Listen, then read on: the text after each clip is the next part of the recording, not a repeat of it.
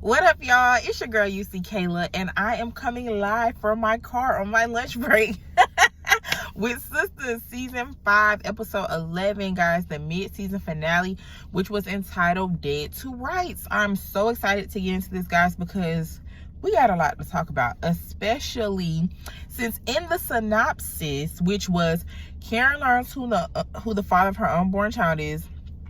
Sabrina and Maurice are pitted against each other, and it was something about Sabrina and Calvin. Probably has something to do with Q. I can't remember, and I forgot my notes. But anyway, we got to get into this because there were some big topics in this mid-season finale.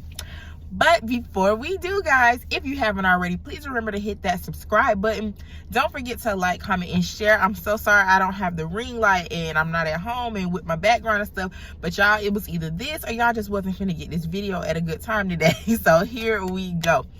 Guys, it's not going to be a scene by scene. Of course, I'm going to give you some top moments, but I'm telling y'all, we finna get into this pregnancy. Karen's pregnancy.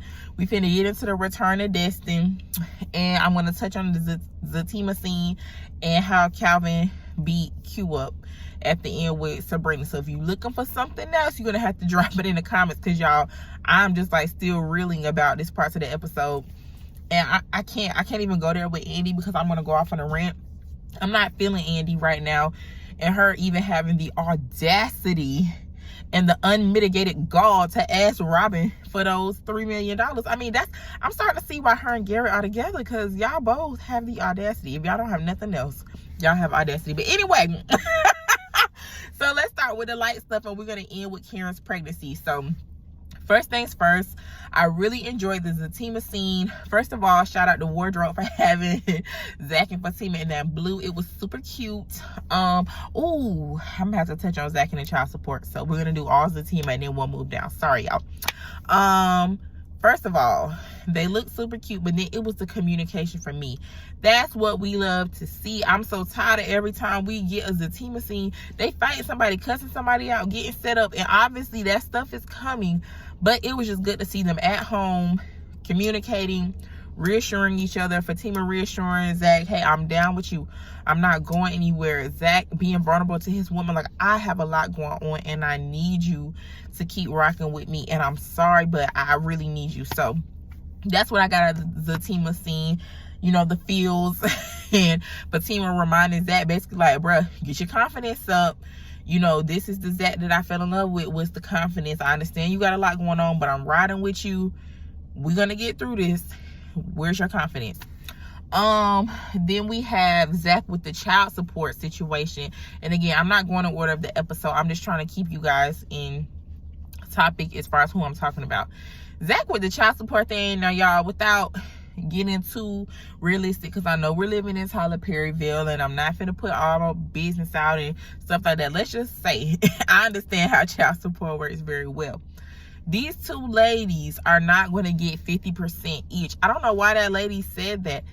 You can't only get 50% total. So if, say, Heather baby is actually Zach's, and this is not a scheme that Hayden came to set Zach up for the BS. That's a Real Housewives of Atlanta reference. Shout out to Aunt Bertha. But anyway, say it's not a scheme and Zach is actually Heather's baby daddy.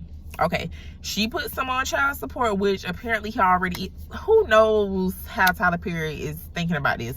But if she puts Zach on child support and Zach has a monthly amount he has to pay her every month, right? That's already in the system. So then if Karen is Zach's second baby mama, if this baby is Zach, and she puts him on child support, they're both going to have to get 50%. There's a cap of how much he can pay in child support. It doesn't matter who is going to. So Karen's going to get some, and Heather's going to get some. It's not like Heather going to get half of Zach, everything, and then Karen get the other half. It doesn't work like that, because he still has to be able to live and work and be able to provide that for each other. It's going to be in the system. Oh, there's one child, this is how much he's paying. Okay, so out of his feasible income, we have to divide it for this amount. And there are such things as child support modifications. It's not just whatever it once was, it's going to be that way forever. So obviously that's for TV and for drama, but in the real world, that's how it works. However, I do understand we're in Tyler Perryville, but he need to stop playing in our faces. So I wasn't really feeling that scene. It was funny. DeVal's always funny. DeVal's gonna step. Every scene DeVal have, he gonna come in and he gonna kill it. That's how he's moved up on this show from a random boyfriend that probably was supposed to be in and out of the show to a season regular to he got his own show to boom, DeVal's the man. So I enjoyed the scene. I wasn't feeling the explanation of the child support thing and how supposedly he ain't gonna have nothing, because that's not what's up. In addition to me not wanting these to be his babies, but you know, whatever. Okay, so I'm done with the team of Zach and Fatima. Fatima didn't really get to shine that much by herself in this episode. Moving on to Sabrina and Maurice. It was wonderful to finally see Maurice. It's only been 11 episodes of this season. We just now seeing Maurice. Tyler, you wrong for that. I don't know if Brian Jordan Jr. did something to Tyler Perry or dang. If I was him, I'd be like, really? I'm not in the first 10 episodes? But anyway, it was great to see Maurice. Oh, how I miss Maurice. And I tweeted that. And if you're not following me, follow me on Twitter at @girlKaylaD. But I really miss Maurice. It was so good to see Sabrina get out of jail. I don't care what y'all say. I thought that was the wig, and I think they picked it out better. Or if that's her hair, they kind of rolled it and curled it. She didn't look as rough as she was looking when they had her supposedly in jail, which obviously you're supposed to look rough in jail, but you know, everybody don't have a sense of humor. But I thought it was funny. But Novi is beautiful, whether she's wearing her natural fro, whether she's wearing her natural hair protected style, whatever. Novi's a bad girl, and you're not going to get any natural hair shade over here because your girl is very natural, and these roots should tell that story. Okay, anyway. But yeah, it was so good to see Sabrina out. I hope they got a plan to get Maurice out. I can't believe that Andy fixed her mouth, like I said, to ask Robin for $3 million the way she been acting. But at least Sabrina's out, and we need Maurice to be out by next episode, because what are we even doing? But I know that's not going to happen, because they just beat Q down at the end of the scene, which brings me to the next. Under Sabrina, we got Sabrina and Calvin, which Sabrina came over there like a thug to beat Q up, and honestly it looked like Calvin wasn't going to do nothing had it not been for Maurice, Lord. If it hadn't been for Q getting the best of Sabrina, it looked like Calvin was just going to stand there when he should have been beating Q up from the beginning. But whatever. I mean, he did try before and got beat up, so maybe he was a little scared. But once he saw Q besting Sabrina, Calvin jumped into action, got that golf club, and went to work. I was like, yes, if you can't throw them hands, Calvin, throw something, because this man cannot keep punking you in this apartment. It's not going to be able to work. So anyway, they could be Q to a pulp for all I care, but Q ain't gonna die. He's still gonna continue to be an antagonist in this show, because if Hayden is still here, if Hayden wasn't dead, y'all, I hate to tell you, Q ain't gonna be dead. And that's just what it is. And that's all I have on that. So moving on, before we're gonna say Miss Karen for last, in the next category we have Miss Danny. It was so good to see Danny and Preston back together again. I love Destin. I just love them when they can be on one accord. They were communicating. They were being honest with each other. They were not trying to play little games or, oh, I can play this game and I can play this game and I'm going to date. That's what I don't be here for with Destin, because it's just like y'all doing too much. But when they're on one accord, I love Destin, and I want Destin to go, and Destin means Danny and Preston. I want them to go the distance. It was good to see Preston back in that twin extra long college dorm room bed. That bed is so tight. She was about to knock the picture off the wall trying to get out the bed. But anyway, it was good to see them back, and I hope that this is the start of something wonderful, meaning a change. We don't know. I think that Danny had that reaction because she thinks that ring was in Preston's pocket because he told her he was going to propose to that other girl. I think that ring is for Danny, but we're gonna see. Tyler Perry let us take us on twists and turns, but I think the ring is for Danny. Hopefully it's not another game, or like, see, here go the ring, I'm gonna propose to it. Because if he cranked that back again, I'm done with this. And okay, y'all deserve whatever happens to you. So anyway, that's my take on Danny and Preston. Of course, Danny came through a couple times last night with the comedic relief when Sabrina got out of jail and all of that. So yeah, that's all I have for Danny.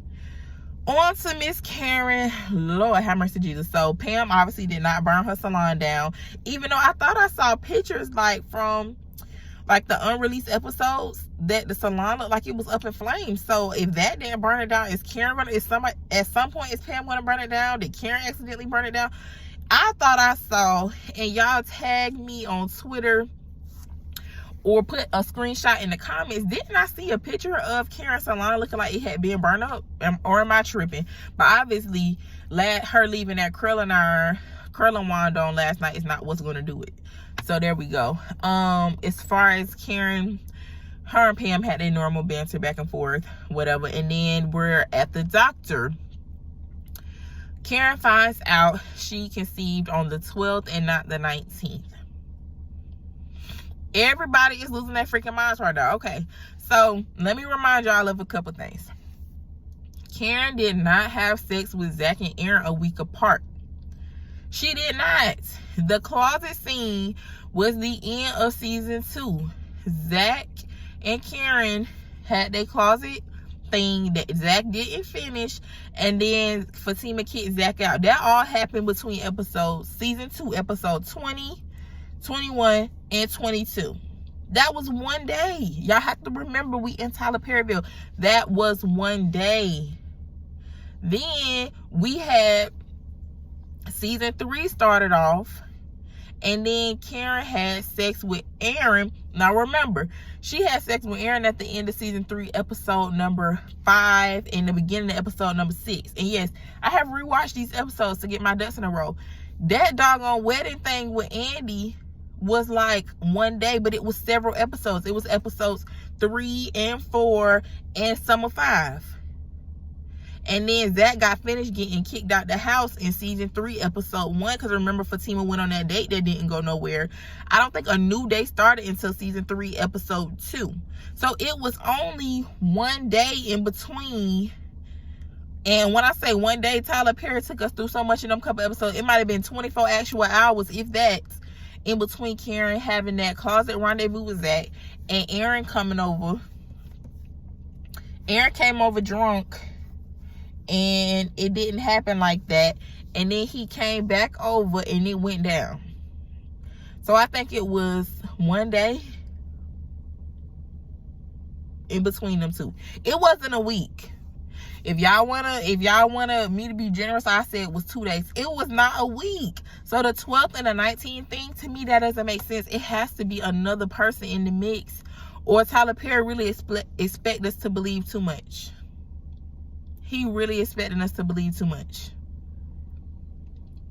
Because one day, maybe 2 days max, if we counting it went over 24 hours, versus the 12th and the 19th, which is a perfect 7 days a week. It was not a week between when she had sex with Zach and Aaron. It wouldn't be that close to tell. Now, as far as this Rico guy from season 1, because Tyler Perry be dragging the episodes out, it could have been a week before the 19th when that happened with her, Aaron, and Zach.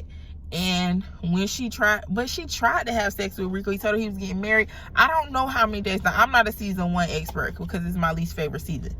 But y'all let me know in the comments, what do y'all think? This pregnancy thing just has me reeling, but I'm not going to let Tyler Perry get my pressure up. But y'all tell me what y'all think in the comments.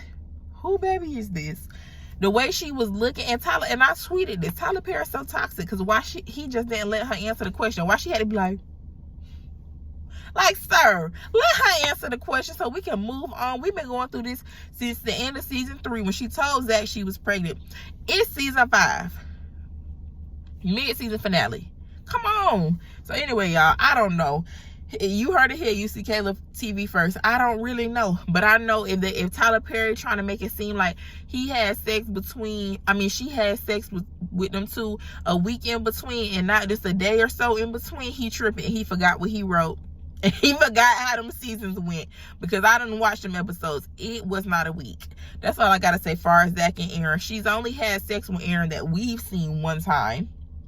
So here we are. I don't know, y'all. Y'all tell me what y'all think in the comments. Sorry to keep y'all so long. I told y'all I had to get all the way into that.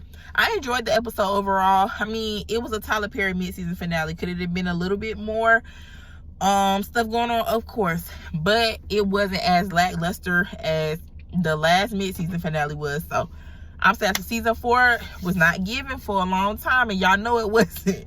So I was happy to see that the episode was at least decent. So anyway, y'all, thank y'all so much for joining me. I'm not going to hold you forever. The season comes right back January the 4th. So no, I ain't doing no hot topic. I'm enjoying Christmas. I'm finna enjoy the new year. I'm about to enjoy my family. I want you guys to do the same, okay? And I will see y'all back after the next episode, which will be season 5, episode 12, coming on January the 4th. Bye, y'all. Be blessed. Happy holidays.